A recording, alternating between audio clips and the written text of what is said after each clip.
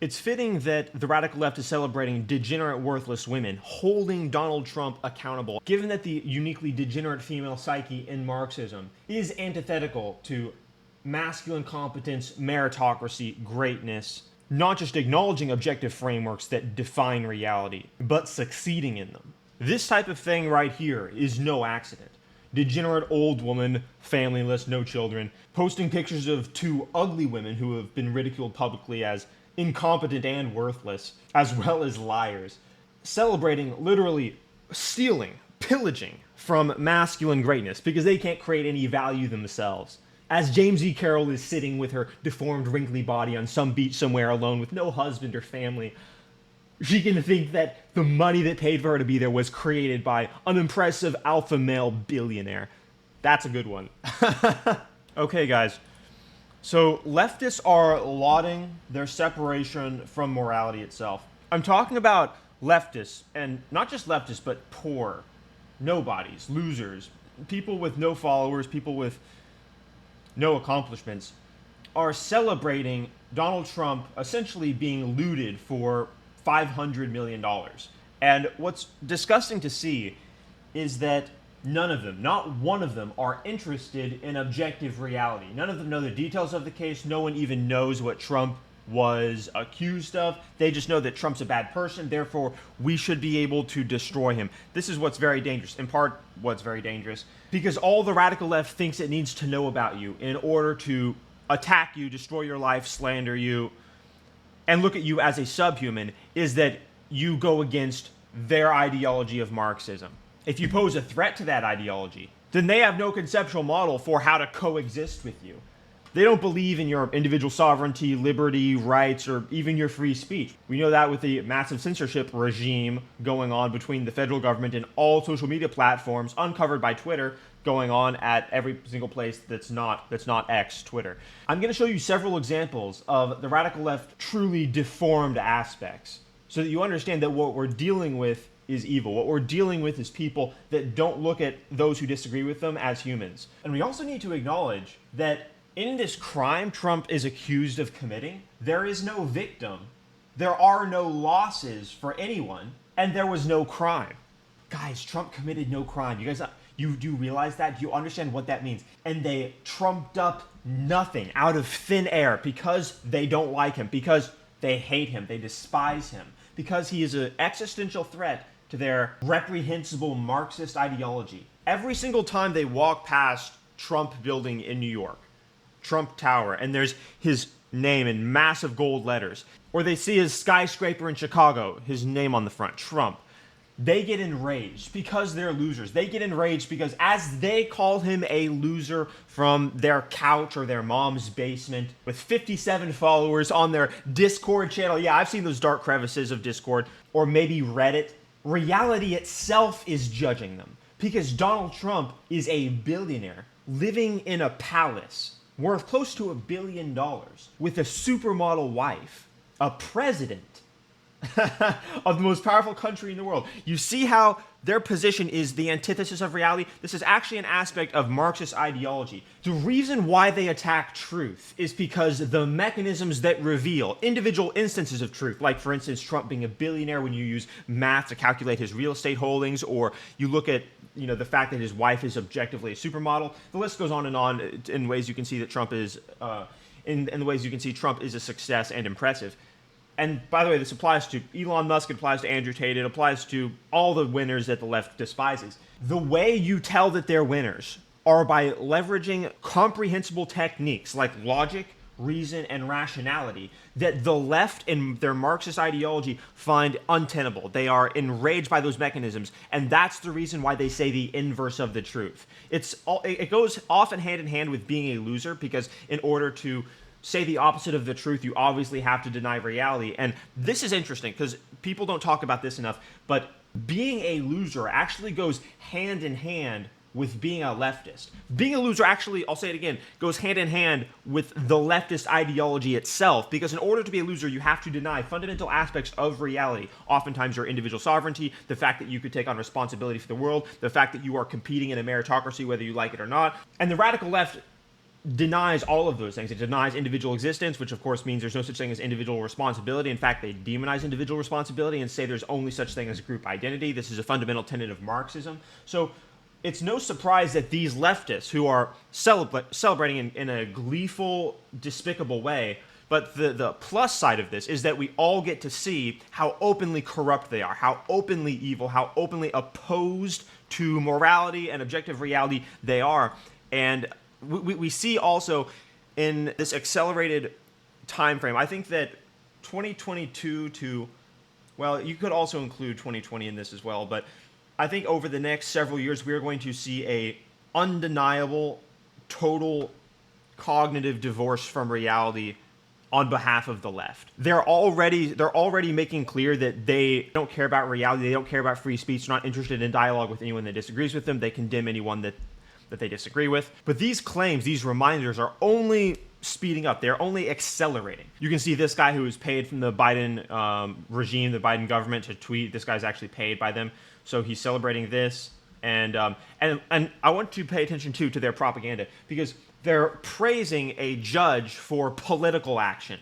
And it's unmistakably political because they hate Trump. These accounts have been after Trump for a long time. So they are admitting that the attack on Trump, the persecution, the false, court cases are as a result of political agendas. So that's what you're seeing here. Another example of, and by the way, you see this tweet with 31,000 likes.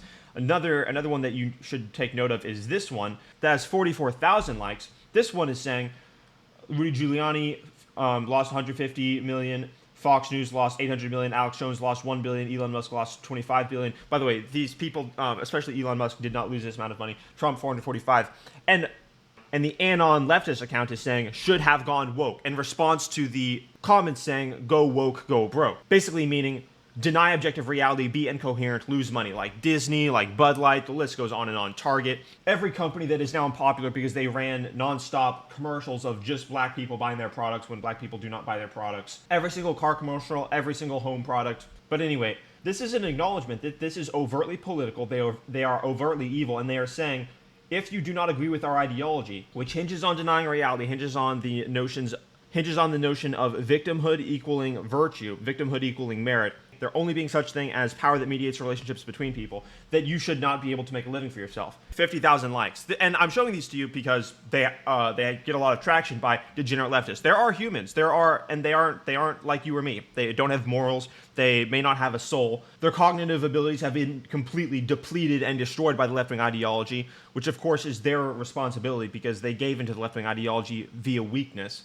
But you are able to see there are a number of people that walk around society resenting every aspect of the objective truth. They walk around perpetually enraged. It's not just degenerate single women that are raised without fathers or insane feminists or communists. There are a lot of people infected by the woke mind virus that have been taught to reject any parameter that references objective truth. David Sachs says, I thank my lucky stars I live in America where I have freedom of speech and freedom from political persecution. I also recognize that regime Democrats are working to undermine these rights every single day. Elon Musk retweeted it, essentially confirming it, and also stating how massive the industrial complex is for censorship, including with the federal government undermining the First Amendment. We have enemies of the United States in the government. We have enemies of the United States in the United States. We have people that hate morality, hate objectivity, hate individuality, hate meritocracy, despise any person that embodies how they're wrong. This is why they mount massive psychological operations. Oops, did I say that out loud? Okay, whoops. Massive psychological operations, no going back now, against Elon Musk, against Andrew Tate, against any person that embodies how they're failures. They do this because they're weak, they're deformed, they're pathetic, they're spiteful, but ultimately because they hate reality, because they hate truth itself, because those things judge them in a way that is more brutal than you could possibly imagine. If you base your entire identity and organize your psyche in alignment with the antithesis of what is, then by definition, what is will enrage you. And as a matter of fact, it will invalidate every choice you make in your life. That's why these people are literally at war with reality. Patrick Bet-David does a great job of breaking this down. He basically talks about how Trump is going to have to, in order to just appeal, he's going to have to pay like 10% of the settlement, and interest is going to drive this up to closer to $500 million. He concludes by saying the people that are going to fight against this are going to have some screws loose, that are going to have the mentality of, I'm willing to lose everything. Because we're seeing leftists are so tyrannical, are so evil, they're willing to completely destroy your life while calling themselves good people. that the people that are willing to fight against this are going to have to be different in some way. And I encourage you guys to subscribe, because that's me. I'm not afraid of doing a battle with evil people, because ultimately they lose every single time. Grant Cardone. There are very few who can relate to Donald Trump being a real estate billionaire, but Grant Cardone, as a real estate billionaire, and soon to be probably the largest single holder of real estate in the United States, single individual, meaning not BlackRock, is coming in to defend Trump, saying every single loan requires by law the lender to get an independent appraisal, including an estimate of the property's value. My estimate of value does not and cannot make for fraud, demonstrating again that Donald Trump did not commit any fraud. There is no such thing as fraud when it comes to... And Ben Mallah, another real estate giant, said the same thing at the end of one of his videos. He said it's completely cuckoo. It's insane. What I value my property at is what someone else is willing to pay for it. That's not fraud. The ironic part, which again exposes and shows to the world how corrupt they are, is when that deformed judge said his property was worth $18 million, when just to acquire the land and surrounding properties would cost north of $700 million. You see that they're not interested in reality. They're not interested in numbers. And another important aspect of this to realize, guys, is that they could have said any number. The number isn't important. I mean, it ended up being what, like 355 million? There's no difference in their heads between that and 354 million or 356 million. There's no difference. They make up these numbers out of thin air because they are not interested in reality. We are dealing with people that are essentially sabotaging our efforts to exist in a civilization constantly. We're bailing water out of the boat, and these people are stabbing holes in the ship. They're doing everything they can to undermine reality, because reality existentially judges their inadequacy, existentially judges all the ways that they are failures. This is the last part that I wanted to show you, which sums up how dangerous these leftists are, and this could take a more somber note.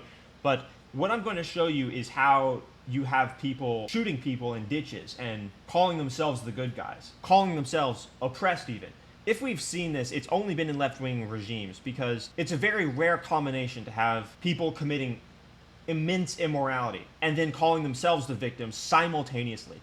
And that's what you're seeing here. I know how numb we've become. As the left continues to divorce themselves from reality, they will have no way to interface or relate with anyone that disagrees with them. This is by default an existential threat to humanity. They reject the mechanisms that allow you to make sense of the world, that allow you to communicate with them in free speech, your individual identity. You already see the total divorce taking place when talk show hosts, comedians, paid puppets of the regime have stopped doing comedy, have stopped performing, and turned into purely political broadcasts. It's truly eerie, but this is who the left is. But it's not normal. No other candidate for the presidency has ever had to pause his campaign to defend himself in multiple courts. So you see how evil that is. They're begging you, they're imploring you to please condemn Trump with us. Please join our party, because we can't argue, we can't make sense. We can only falsely call ourselves the good guys as a result of being falsely, again, oppressed. They're not even oppressed. They're the ones doing the oppressing. They're the ones doing the political persecution. And then, of course, here you also see the gaslighting. Trump is having to defend himself in multiple courts of law. I wonder why that is. They're the ones putting him there, making up numbers that he has to pay, making up crimes that he didn't commit. It's not a crime to say, I think my property's worth this. That's not fraud. A property is worth what someone is willing to pay for it, and just to replace the land of Mar-a-Lago alone would cost over $700 million. We all saw how pathetic that judge was as when he said, what, 28 million? It's laughable, but these people are divorced from reality. That's what I'm showing you here, but it gets worse. And I would like to point out that in all 7 of his cases, no one doubts that he did these things. See, again, no one who is human disagrees with us. No one who counts disagrees with us. Because any person that disagrees with us, by default, is a bad person and therefore isn't human and doesn't matter. I'm showing you this not because a lot of people are watching, because this guy's viewership has been plummeting, but I'm showing this to you so that you understand the danger that we are facing, archetypally represented in front of you here in ways Orwell wrote about.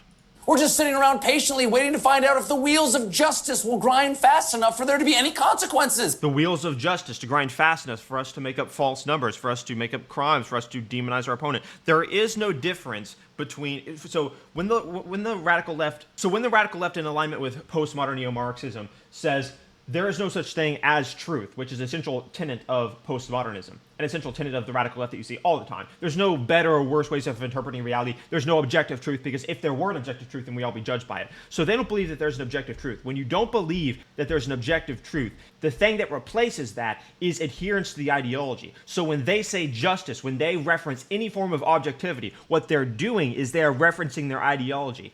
When you violate their ideology, you violate counterfeit virtue itself. You are violating morality itself. Again, I stress that they have no model for how to integrate with those who they disagree with. They have no model for coexistence, because their ideology literally says any person that deviates from the Marxist ideology is by default a bad person. They're the most hateful group of people in the world. And a lot of people have woken up to this. People are waking up, but there is a national divorce coming. There's going to be a flash pan moment.